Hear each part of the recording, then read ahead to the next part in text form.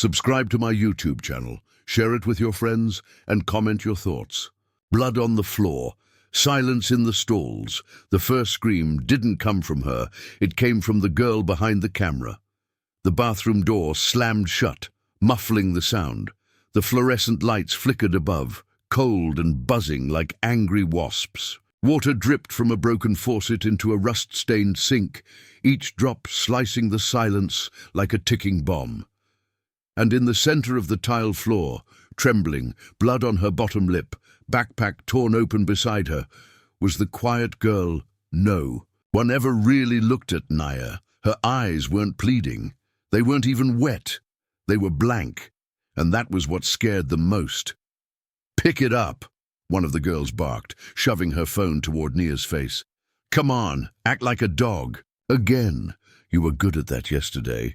Two others snickered behind her, their reflections fractured in the cracked mirror. One girl, tall and red-haired, leaned against the stall door casually, licking at a lollipop like she was watching TV. But Nia didn't move. She just sat there on the filthy floor, legs folded awkwardly under her, still clutching her sketchbook. Half of it now drenched from the toilet water someone had dumped on it minutes ago. "You deaf or just stupid?" hissed the leader, Tasha, captain of the cheer squad, honor roll, and the principal's favorite shadow. Nia looked up slowly, her hair clinging to her cheek. And then, finally, she spoke. "Are you sure you want to keep filming this?" Tasha blinked. "What?" The lollipop snapped in half. The redhead's mouth hung open, suddenly unsure. There was something different in Nia's voice, a low calmness, like standing near the ocean just before a hurricane hits. I said. Nia rose to her feet, slow and steady. Her nose was bleeding, but she didn't wipe it. "Are you sure? You want this on camera?" For a second, no one said anything. Then Tasha scoffed and took a step forward. "You think someone's gonna care what happens to a freak like you?" Nia's eyes didn't leave hers. Maybe not now. And then she smiled, not a full smile, not even a smirk, just a tiny twitch of the lips like she knew something they didn't. It was the last normal moment those girls would ever have. A video hit the school's underground Discord server 3 hours later, uploaded by an anonymous account with no name, no profile pic, just one post. "Watch closely," she warned them. At first it seemed like just another bathroom bullying clip, another sad, blurry mess of humiliation and teenage cruelty.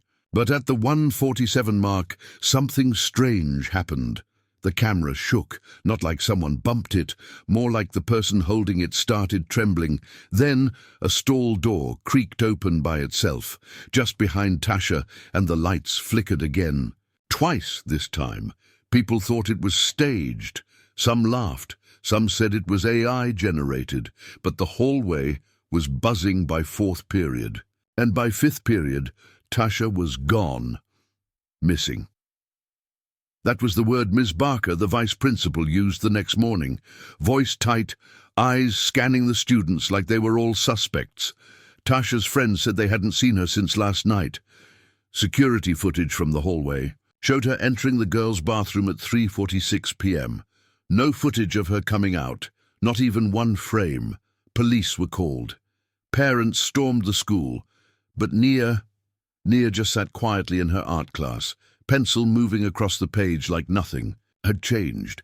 She was sketching something, a girl, long red hair. Her name was Mallory, the one with the lollipop. She hadn't shown up for school the next day either. Suspended, some kids whispered. Hiding, others guessed. But the teachers wouldn't say a word. And that only made things worse, especially when someone, no one knew who, slid a photo under Ms. Barker's office door, a photo of Mallory, sitting alone in a bathtub, fully clothed. Eyes wide, lip bleeding, a mirror behind her with one word scrawled in lipstick, confess.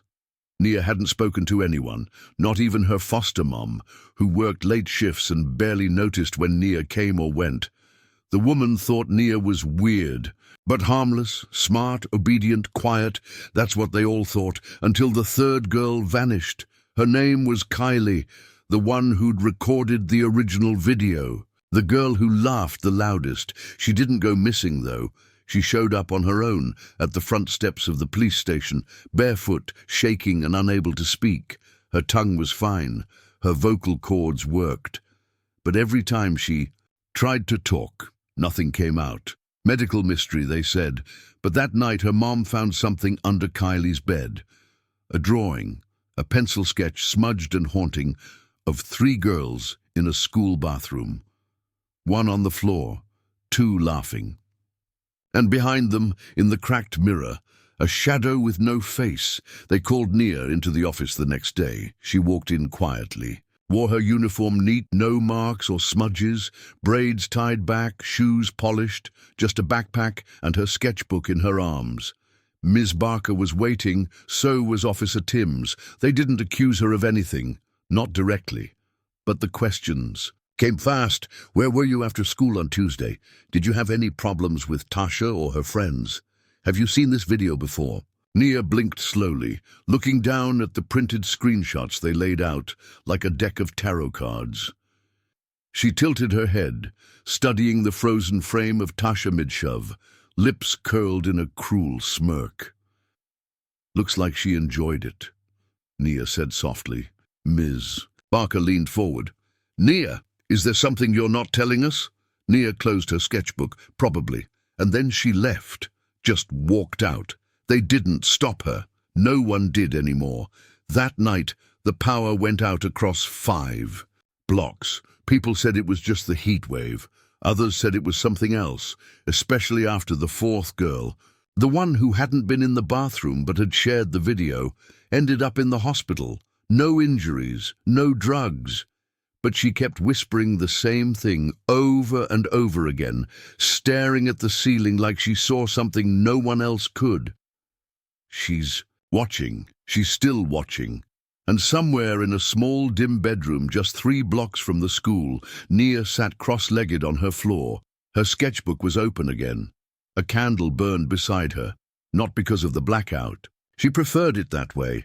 The glow made her drawings look alive. The page she was working on showed a different girl now, one the others didn't know, one they'd never suspect. Nia's pencil paused, hovering over the image, and then she wrote one word across the bottom of the page. Next. The girl who watched the fire. They were calling her the ghost of Jefferson High now. Not out loud, never in front of the teachers or her, but in the hallways, in the locker rooms, in the trembling messages whispered over cracked screens in crowded lunchrooms. The rumors moved like smoke, and Nia, quiet, still, strange little Nia, moved like someone who already knew. She didn't flinch when eyes followed her. She didn't look up when the whispers hissed past her shoulder. She just walked, always with that sketchbook, always with those eyes like calm water before a drowning. By Friday, Tasha still hadn't been found. Mallory had been sent to a facility upstate. Kylie was silent, her eyes sunken like she hadn't slept since the video dropped. And the 4th girl, Mia, hadn't returned home from the hospital, and yet no one had even suspended Nia. No accusations, no evidence, just silence. Even the teachers seemed off around her, not afraid exactly, but unsure, like standing next to a plugged-in wire buzzing faintly in the dark. But there was one person who didn't avoid her. His name was Lucas, not a jock, not a genius, just one of those forgettable kids in the back row who never spoke unless called on. He wore the same faded hoodie every day, and his glasses always slid down his nose. He'd seen the video too, just like everyone else, but he didn't think it was special effects. He'd seen something in that mirror, not just a shadow, eyes. "Hey," he said to her in the library. It was after school, past 4. Rain slapped the windows like angry fingers. The room was empty except for the 2 of them, her by the window, sketching something again. Him, by the bookshelf, pretending to look at a book he hadn't read. Nia didn't look up. "Hi," she said anyway. "I saw your sketchbook the other day," he lied. "In art class. You're really good." She turned a page. "You didn't see it." He blinked. "What?" "My sketchbook. You didn't see it. You're just curious." He didn't deny it. He walked a little closer, arms folded across his chest like armor. "Did you draw the picture they found under Kylie's bed?" This time she did look up, and for a second Lucas felt like he'd fallen through the floor, not because she was scary, but because her eyes didn't blink. Not once. "I draw what I remember," she said simply. Lucas swallowed. "Remember? And from where?" She closed the sketchbook. "Do you really want to know?" And he didn't, not really, but he nodded anyway. They sat in silence for nearly 20 minutes, rain outside, dusty books all around, and in that quiet, Naya told him things he didn't know how to process, like how Tasha and her friends hadn't been her only bullies, like how this school, this place, had buried more than just memories, like how there were things inside. The cracks of Jefferson High no one saw anymore, but she did. "They don't whisper to everyone," Naya said, voice barely above the sound of the rain. "Only to those who've bled here." Lucas stared at her. "You're saying the school is haunted?" She shrugged. "Not haunted, wounded, like a person." He blinked. "Wounded by what?" Nia smiled faintly. "By us." It was true in a way. There were stories, tragedies, years ago. A girl named Jasmine had jumped from the 3rd floor after months of being harassed. It was brushed off as mental illness, swept under carpet tiles and fake condolences. Then there was Devon, a transfer student who vanished mid-semester. They said he ran away. No one looked. Lucas had heard those stories, but he'd never connected them until now. "You think they're still here?" he asked. Nia stood up slowly, gathered her things. "I know they are." Then she walked out, and Lucas realized his palms were sweaty. He hadn't touched her, hadn't said anything cruel, but he still felt like something was watching him now. That night, he couldn't sleep. His dreams were wrong, full of broken mirrors, red water, and faces he didn't recognize. He woke up at 3:03 a.m., gasping, covered in sweat. There was a drawing taped to his window, on the outside. He ran to the glass and peeled it off with shaking hands. It was done in charcoal. The lines were harsh, frantic. It showed a boy, his hoodie, his glasses, staring into a mirror. Behind him, a figure with no face held a lighter. The caption read, "You saw. Now choose." By morning, Lucas was sick. Fever, nausea, bloodshot eyes. His mother kept him home, said it was a virus, but Lucas knew better. He'd been marked, and the only person who could help him now was the girl with the sketchbook. Meanwhile, the school buzzed with a new rumor. Someone had found Tasha's necklace, the gold one with the tiny T charm, inside her own locker. But that wasn't the creepy part. The creepy part was that the lock had never been broken. The locker had been checked already, twice, and the necklace hadn't been there before. Ms. Barker called another assembly, stood on stage in the gym with fake calm in her eyes, reading from a script about community, safety, and taking time to grieve appropriately. But no one was listening. They were watching Naya, sitting alone in the bleachers, silent and sketching. After the assembly, someone finally snapped. A girl named Brittany, not one of the bathroom crew, but known for running. Her mouth stomped up to Nia in the hallway. "You think you're special now?" She spat, eyes wild. "You think just 'cause something's happening, you get to act like you're better than everyone?" Nia didn't look up. "I don't think I'm better," she said quietly. "I think I survived." Brittany's face twisted. "You're a freak, and whatever game you're playing, it's not a game," Naya said, still drawing. "But you're playing now, too."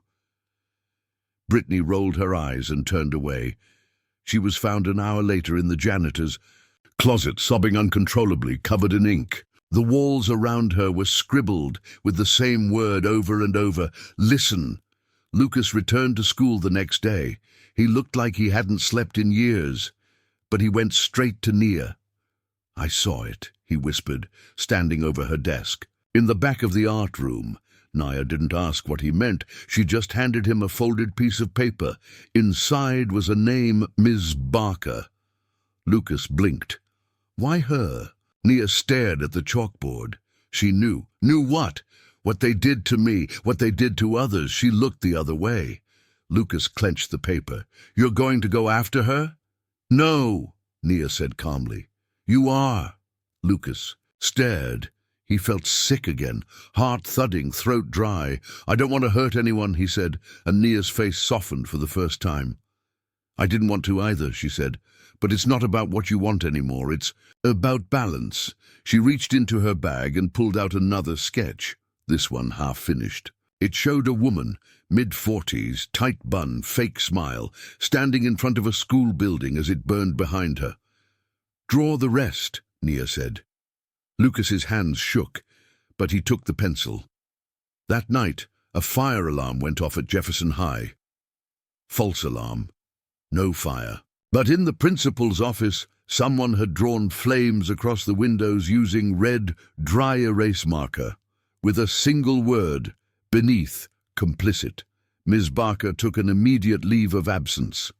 And just like that, the school began to rot from the inside out.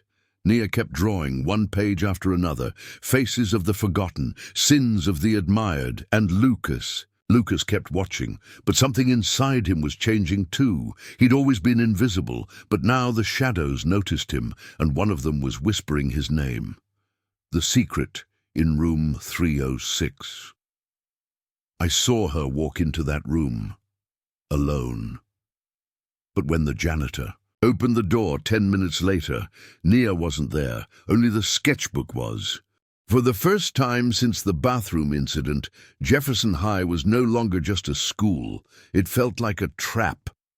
Security cameras were suddenly malfunctioning.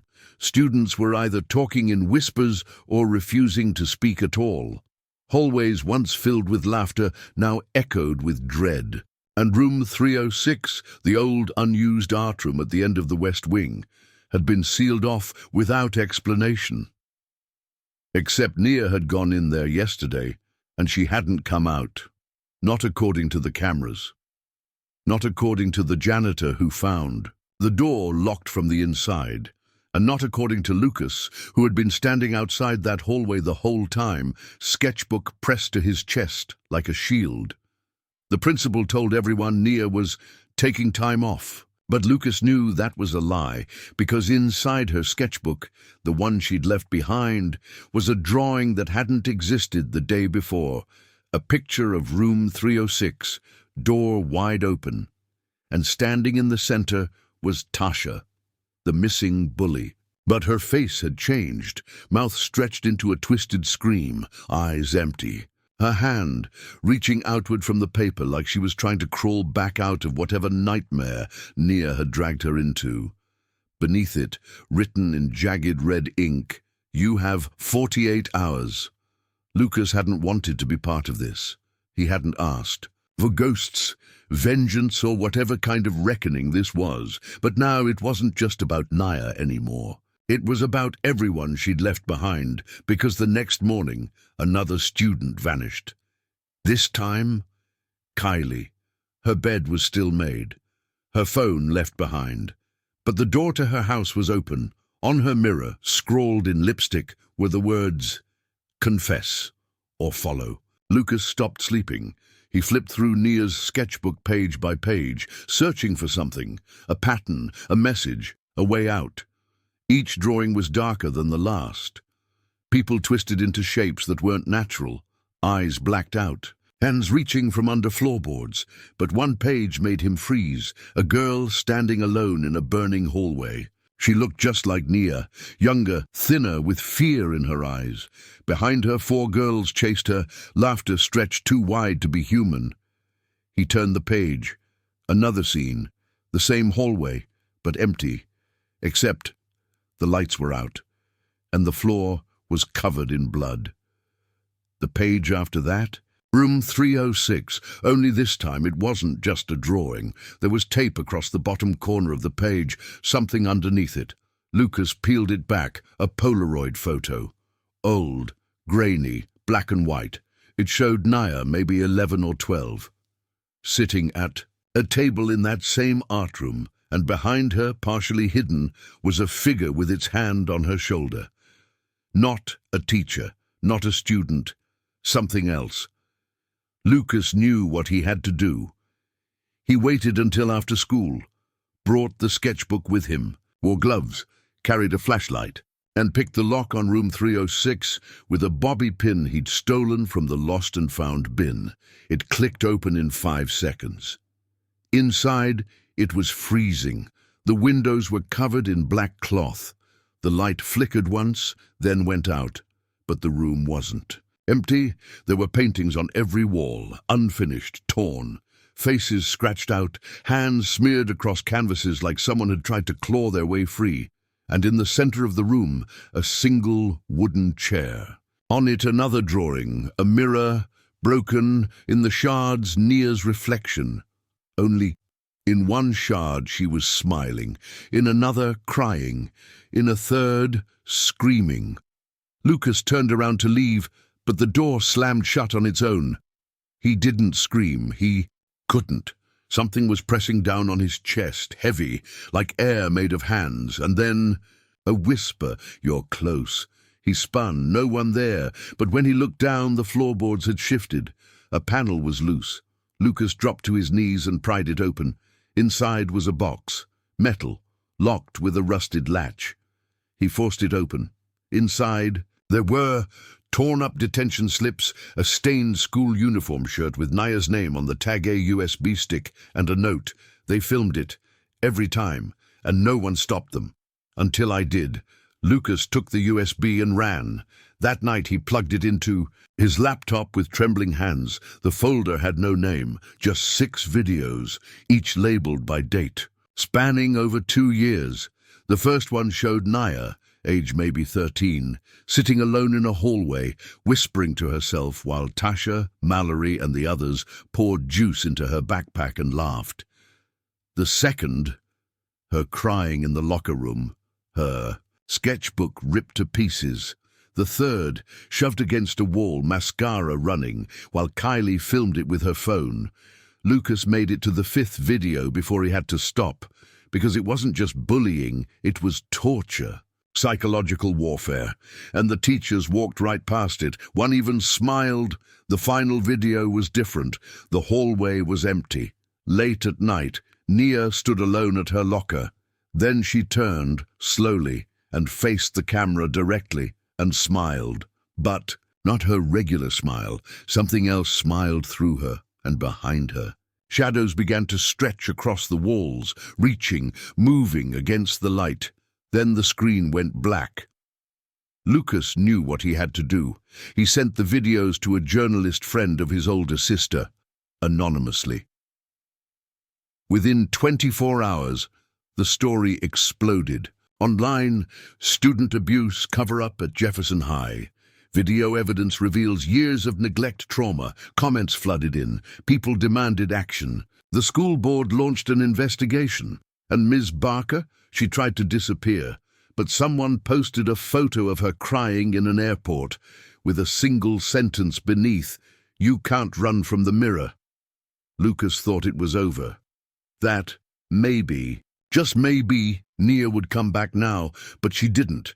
Instead, the night after the story broke, Lucas received a letter in his locker. Not an email, not a message, a handwritten note taped to the back wall, folded in 3 parts. Inside, a final drawing of him, standing in front of a school, holding a sketchbook. Behind him, flames. Above him, a caption, "Your turn." And beneath it, just 2 words, "She's not gone." That night, Lucas stood in front of room 306 again, but this time, the door was already open, and inside, Nia was waiting. The return. "She's not gone," the letter had said. But Lucas hadn't expected this, because standing in the middle of room 306 was Nia. Except, not exactly. She looked like her, yes. Same tired eyes, same long braids, but her presence was different. Calm, still, like a storm just after it hits. Her clothes were black, her lips barely moved, and her voice, when it Finally came was more like a memory than a sound. You shouldn't have come alone. Lucas stepped inside anyway, heart pounding. You're alive, he whispered. They said you ran away, but I knew you didn't. I saw the drawings. I found the USB. I sent it. Everyone knows now. I never wanted everyone to know. Nia interrupted. She turned to face him fully now. Her eyes weren't just tired. They were hollow, like something had been taken or left behind. You think justice is a headline? She asked. They watched me bleed and blinked it away. Now they pretend to care because it's trending. Lucas's voice cracked. I'm sorry, I was trying to help. I know, she said more gently. And that's why you're still standing. She stepped closer. But it's not over. She led him deeper into room 306. Behind a loose panel in the back wall, Nia revealed something Lucas hadn't expected. A journal, not a sketchbook, not a USB, something older, worn pages, yellowed edges, names written in cursive, diary of Ava Holloway, class of 1998. Who's Ava? Lucas asked. She was the first, Nia said, the first girl they broke. The journal told a story no one had ever read. Ava Holloway, a quiet black student in the late 90s, had been bullied by the daughters of board members, protected girls who treated torment like a game. They had dragged her into that same bathroom, humiliated her, filmed her crying, told the staff she was just unstable. She begged for help. No one came. Then one day, she vanished. No note, no goodbye. Only her final journal entry remained. If they won't hear my voice, I'll become a silence they'll never escape. And right after her disappearance, the girls who hurt her began seeing things, hearing whispers. One went missing in the school basement. Another fell from a window, screaming Ava's name. The rest moved away. Jefferson hushed it all up. The room where Ava used to paint, room 306, was sealed off, until Nia found it. She spoke to me, Nia said now. Ava, through the sketches, through the echoes. Lucas was shaking. You're saying this is a haunting? No, Nia whispered. I'm saying it's an inheritance. Suddenly, something slammed against the door. Lucas jumped. Nia didn't flinch. Outside, they heard footsteps running, shouts, a scream. When they opened the door, the hallway was empty, except for one thing taped to a locker nearby, a printed photo of Miss Barker, lying in a hospital bed, unconscious, scrawled across it in red marker. She knew. The curse, or whatever it was, hadn't stopped when the news broke. It had only gotten stronger, because now it wasn't just targeting the bullies. It was going after the enablers, the ones who looked away, the ones who said, she's just sensitive. And it wasn't done yet. That night, Lucas received a message request from someone he didn't recognize. A Miss Holloway returns. There was only one message. You should talk to her mother. Attached was a location. The next day, Lucas and Nia took a bus across town. The neighborhood was quiet, fences sagging, porches empty. The address led them to a tiny home with peeling paint. Inside, an old woman sat in a wheelchair. Eyes clouded, hands trembling. She looked up as they entered. You found her diary, didn't you? Nia nodded. The woman gave a brittle smile. I told her to burn it. I begged her, but Ava never listened. Lucas asked quietly, what really happened to her? The woman's expression darkened. She went to school full of dreams. They turned her into a ghost before she ever died. She tried to forgive them. She tried to pray. But the day they dragged her into that bathroom, her voice cracked. She didn't come back the same. Lucas leaned forward. But where did she go? The woman looked straight at him. She went inside. They left shaken, even more questions. But Nia was calm. This has happened before, which means it can be stopped. Lucas glanced at her. How? And Nia finally said it, with a confession. That evening, the entire school was buzzing. Principal Donahue had been placed on leave. An anonymous tip from someone inside. The district had uncovered emails proving he'd received complaints about Tasha and Kylie years ago. Nothing was done, and now he was gone. But still, Nia said, that wasn't enough, because the truth hadn't been spoken aloud, and without a confession, the curse would keep feeding. The next day, Lucas returned to school to find something waiting on his locker. Another, a drawing, Nia this time holding a match. Behind her, Jefferson High, burning, and beneath it just 4 words, let them feel everything. Later that evening, Lucas met Nia in room 306 one last time. She was finishing a painting, large, red, and black swirls. Faces half formed, half screaming, words etched into the borders like scars. He didn't recognize most of the faces until he saw his own. Nia looked up. "I'm done." "What is it?" "It's not a painting. It's a mirror." Lucas stared, and slowly he understood. This wasn't just about revenge. It was about reflection, making the school look at what it had become. The next morning, Jefferson High's walls were no longer bare. Someone, no one knew who, had filled the halls. With life-size printed versions of Nia's artwork, students stared in silence. Teachers cried. One girl passed out because they weren't just drawings, they were memories, recreated scenes of real moments. Students hurting others, teachers walking away, everything they pretended not to see. It was all there. And Nia, nowhere to be found. But that afternoon, a live video surfaced online from an unknown account. Nia stood in front of room 306. Behind her, the painting. She looked into the camera, steady and calm, and she said this, to the ones who laughed, "I forgive you. To the ones who watched, I release you. But to the ones who covered it up, you don't get to forget. You will remember me. You will remember Ava, and every girl you tried to silence." She looked off screen, whispered something, then disappeared into the shadows. The video ended, and it was never uploaded again. That night, the town changed. Parents demanded resignations. Kylie's family moved away. Tasha was still missing, but most chillingly, room 306 was permanently bricked shut.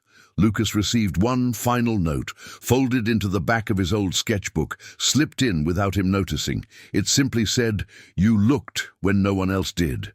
You listened. You saw. That's all I ever needed." Beneath, the note was a pressed flower, black iris, Ava's favorite. The girl in the footage. Lucas couldn't sleep.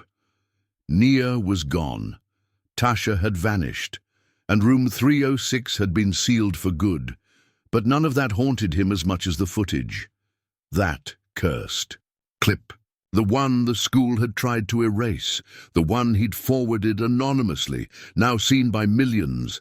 But tonight, something felt wrong. Because when he replayed it again, watching the grainy scene unfold, he saw something that wasn't there before. A shadow in the mirror. Not Nia, not the bullies. A girl, standing still, watching, not moving, not blinking, but staring directly at the camera, as if she knew Lucas was watching. The next morning he called Ms. Rivera, the only teacher who'd ever believed Nia. She met him at an old bookstore cafe across town, a place where she said the school's stink can't reach. Lucas didn't waste time. He opened his laptop, pointed at the frame. "Who is that?" he asked. Ms. Rivera leaned in, adjusting her glasses. Then her face changed. Color drained from it. "That can't be." "Who?" Lucas asked again. She hesitated. "That's Ava. That's Ava Holloway." "But Ava's gone," Lucas said. "She disappeared 27 years ago," Ms. Rivera swallowed. "Or so we thought." She pulled out her phone, opened her private drive, showed him something, an old ID photo. Senior year, 1998. Ava's eyes, sharp, thoughtful. That same stillness in her posture. The same girl from the footage. "She's watching," Lucas whispered. Ms. Rivera looked at him. What if she never left? What if she's been here the whole time, waiting for someone to finish what she started? That night, Lucas couldn't stop thinking about the girl in the mirror, about Nia's painting, the one she called a mirror. What if it wasn't metaphor? What if the art wasn't just reflecting what happened? But who was still haunting them? At 2:14 a.m., his phone buzzed. Unknown number, one message, basement 306. Tonight, no name, no emoji, no nonsense, just the call. Lucas didn't even pack a bag. He slipped on his jacket, left through the window, and biked to Jefferson. High, the place that once stood silent at night, but now hummed. He swore the bricks around room 306 pulsed, like something behind them was still breathing. He snuck in through the back. The gym wing door was always faulty. Every step echoed. He reached the basement stairs, the ones students avoided and waited. Then he heard it, whispers, familiar, female, like voices layered on top of each other, like someone trying to say 1,000 things at once, and failing. He descended. At the bottom of the stairs was an old storage room, once locked, now open. Lucas stepped inside and froze, because someone was already there, facing the wall, whispering, a girl. She turned slowly. It wasn't Nia, it wasn't Tasha, it was Ava, alive, or something close. Her skin was pale, almost grey, but her eyes were unmistakable. "You're Lucas," she said, as if she'd known forever. He couldn't speak. "Tell me," she whispered. "Did she do it?" Lucas blinked. "Do what?" Ava tilted her head. "Finish it." Suddenly another voice echoed from behind him. "She tried." Lucas turned and saw Tasha, hair a mess, eyes red. Breathing hard, she looked almost relieved to see him. "I followed the texts too," she said. "I thought it was Nia, but it was her." She pointed at Ava. "She sent the messages. She's been in our phones. She made Barker fall. She dragged Kylie." She stopped. Lucas stared at her. "You were the one who started this. Why are you here now?" Tasha's lips trembled. "I didn't know it'd go this far," but Ava's voice cut through the silence. "You did," she said, simply. "You knew what pain was. You chose to pass it on." Tasha shook her head, backing away. "No, I didn't." "Every bruise on Nia's soul had your fingerprints." Tasha began to cry. "I was just angry. I was broken. My dad, he hurt me, and I turned it into power. I'm sorry, please." But Ava stepped closer. "Sorry doesn't rewind what you recorded, or erase the laughter when she cried." She raised a single, shaking finger. "You must confess." Tasha fell to her knees. "I will. I'll say everything. I'll post it. I'll go live. Just, please don't haunt me. Don't take me." Lucas stepped between them. "Wait," he said. "Is this what you want?" He looked at Ava. "She's breaking. You got through. That's something." Ava blinked. Slowly. "I didn't want blood. I wanted to be believed." Suddenly Nia stepped from the shadows. She'd been watching all along. She approached Tasha, stared into her. "You don't get forgiveness for free," Nia said, "but you can earn it by telling the world the truth." Tasha nodded frantically. I will." Then Nia looked at Ava, and for the first time Ava smiled, not wide, not joyful, just soft, like a wound finally breathing air. Ava turned to the wall, placed her palm on it. The bricks flickered. Room 306, behind it, glowed for a moment, and then it vanished, gone, as if it had never existed, and with it, so was Ava. Tasha sobbed into the floor. Lucas helped her up. Nia just stood still, eyes closed. The next morning, Tasha kept her promise. She went live. Over 300,000 people watched her raw confession, the full truth, the bullying, the bathroom, the filming, the cover-up, the fake rumors. About Nia's mental state, everything. She ended the video with one sentence. "I thought silence was safer than guilt, but now I know silence is guilt." She deleted her accounts after that and disappeared from public view. Lucas got an email from Ms. Rivera. Subject, "Look what they're painting." He opened the photo. The school had decided to honor Nia's art, a mural. On the gym wall, students were painting it together. Nia's original sketch had inspired the design, and in the center, a girl holding a shattered mirror. Inside the mirror, a reflection of another girl, smiling. Later that evening, Lucas sat by the park pond. His phone buzzed. New message. From Nia, I'm leaving town tomorrow. But don't worry, I'm not running anymore. I'm walking towards something better. Thank you for seeing me and for helping her find peace. And Lucas stared out at the water. Something in his chest loosened. He didn't understand everything. Maybe he never would. But he knew this. The truth had a pulse, and now it was finally free. The mirror is gone, but I'm still here. Nia stood at the train station platform as the sun broke open the morning sky. The weight in her chest wasn't entirely gone, but for the first time in years, she could breathe without flinching. She looked down at her sketchbook. It was worn at the edges, smeared in places, water-damaged from that night. She nearly drowned her memories in tears. But the last page was blank, waiting for something new. She uncapped her pen.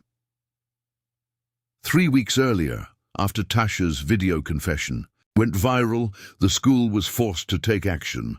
Jefferson High released a public statement. We deeply regret the systemic failures that allowed bullying, harassment, and cover-ups to persist.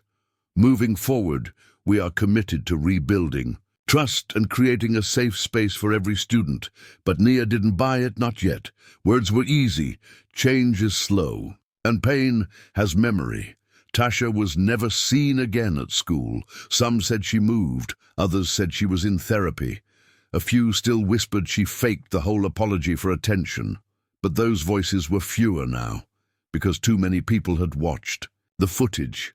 Too many had read Nia's story. Too many knew what happened in that bathroom and how far the damage had spread. And once a lie has sunlight on it, it can't grow in darkness again. Ms. Rivera quit her job. When Nia asked why, she simply replied, I didn't become a teacher to survive in silence. I became one to teach others how to speak. She opened a local art studio downtown, one with no security guards, no uniform rules, and no broken mirrors. She called it the Quiet Revolution. She invited Nia to speak at the opening. Nia said yes. The night of the art studio launch, the room was full, too full. People standing shoulder to shoulder, hushed. Ms. Rivera introduced her not with applause, but with a single sentence.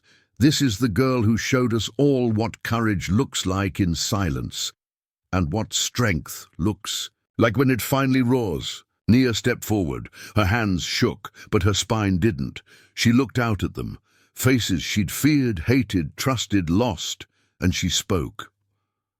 I was the girl in the back of the class, she said, the one who thought disappearing was the safest way to survive.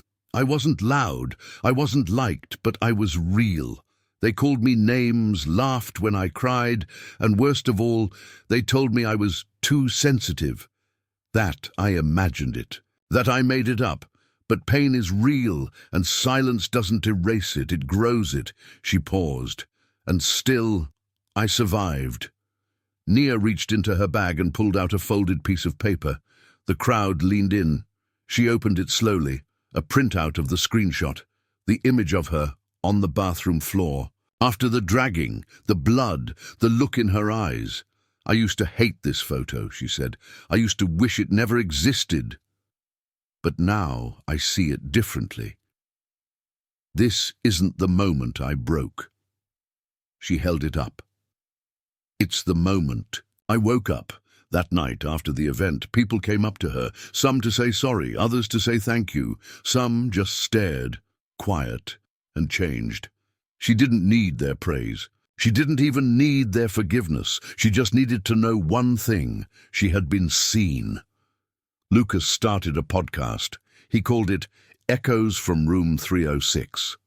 Each week, he featured stories of teens who had experienced bullying, isolation, discrimination, and how they fought to heal. The first guest, Nia, not for trauma porn, Not for sympathy clicks, but because she had something so many didn't yet have. The ending.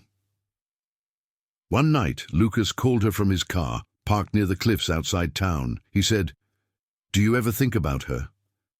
"Ava?" Nia asked. He nodded, even though she couldn't see. "Yeah, I do," she replied. "Every day." "She was the ghost," he said. "But maybe she wasn't haunting us. Maybe she was guarding the truth." Nia looked at the sky, thought of Ava's stillness, her eyes in the mirror, the pain she carried alone. She was me, Nia said, before I became me. The school removed room 306 entirely. They demolished it during the winter break. In its place, they built a reflection garden, tall grasses, stones with words etched into them. One stone had no name. Just this: I was quiet, but not gone. No one explained who wrote it. Everyone knew anyway. Nia started sending her art to galleries. One piece at a time. She didn't sign them Nia. She signed them Rising, because that's what she was doing every damn day. 6 months later, she got a message from Tasha. No emoji. No small talk. Just this: still going to therapy. Still telling the truth. Still haunted by what I did. But I'm not running anymore. Thanks for not ending me when you had the chance. I don't deserve peace yet, but I'm working for it. Nia stared at the message for a long time. She didn't respond. Some stories don't need an epilogue. Back to the train station. The sun had fully risen now. Nia looked up from her sketchbook. The train was arriving. New city, new art program, new chapter. She stood, picked up her bag. But before she boarded, she turned around and looked back, and for a moment, she swore she saw Ava standing at the end of the platform, no longer grey, smiling, and then she was gone. Nia stepped onto the train. She didn't flinch at the doors closing behind her. She didn't feel trapped. She felt chosen, like this world had tried to bury her in pain, but she'd bloomed anyway. As the train pulled away, she finished the sketch on the last page of her notebook. A girl standing beside a shattered mirror, pieces reflecting her pain, her past, her power. At the bottom of the page, she wrote, "They broke the glass, but I kept the light." Final soul-hitting lesson. Sometimes you have to lose everything, your friends, your safety, your silence, to find the one thing no one can take away, who you really are. If you'd like, I can now help you package this for publication. Add an epilogue or help promote it with a short teaser or blurb. Just say the word, the end,